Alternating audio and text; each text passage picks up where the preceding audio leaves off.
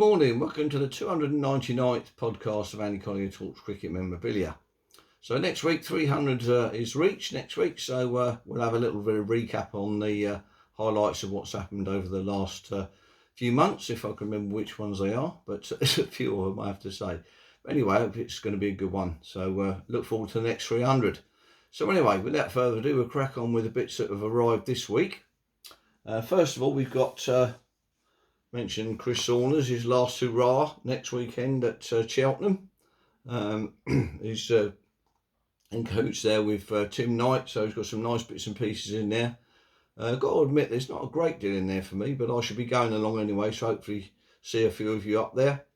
There's a nice Surrey window bill there from up in 1858, I think, which is quite nice, which will go with my 1853 one I got in the last auction.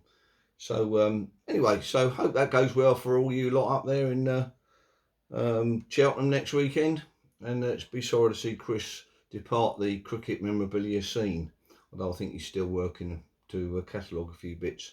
So have a good weekend next week. So anyway, what else have we got here? We've got a nice, not particularly detailed little statue of W.G. Grace there. This is done by Fine Art Miniatures, handcrafted in England by Thingamy Bob's Sheffield. So there we are. Look, it's not great detail, but it's got a nice dome to go on the top there. So that's a nice addition to, as you can see, I've put these other ones up here that we've had before. We've got a nice one there with him bowling, WG, and a nice one there. That's an endurance figure. Used to be sheer cars when it first started, but ended up as endurance. It's quite a nice detailed figure, and another one there from the world of miniature. So a little few statues there for W.G. Grace. So we've got three more of these little babies, little Cadbury's stamps.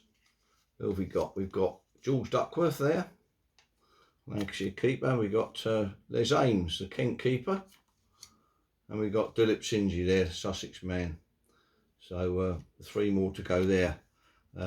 I'm assuming, as I said before, I think they must have gone in some kind of booklet or something, because they've got sticky backs. Perhaps you just put them on a letter and sent off, I don't know, back in the 30s. But one to go, which is Maurice Leyland. So anybody out there got Maurice Leyland for me, that'd be great. And then we've got a nice copy photograph of Archie Jackson there.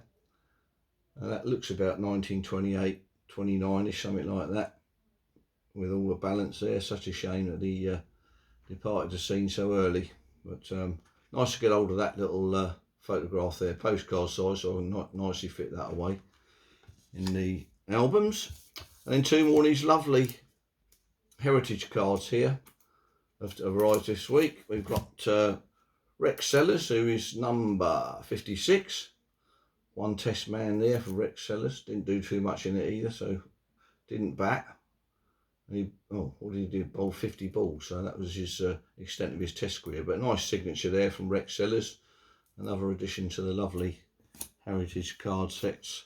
And a nice one there, Graham Thomas. Nice one here. And then what did he do? He played 8 test matches, scored 325 runs at 29.54. So that's another nice one there. Graham Thomas. I think he toured mostly with Australia. Didn't play too many in Australia, but went on 3 tours, I think it says on the back there. Yeah, anyway, so that's a nice one. So we're getting there with these cards. We're on to up to mid-20s now on these, so hopefully we can keep going. Thanks for Rupert for putting me onto those ones. So onwards and upwards with them. Anyway, that's about it for this week. Fairly short one this week, but next week we'll have a bit of a longer one with the 300. So hope you enjoyed this one, and I'll see you on the next one. Have a good week. Cheers.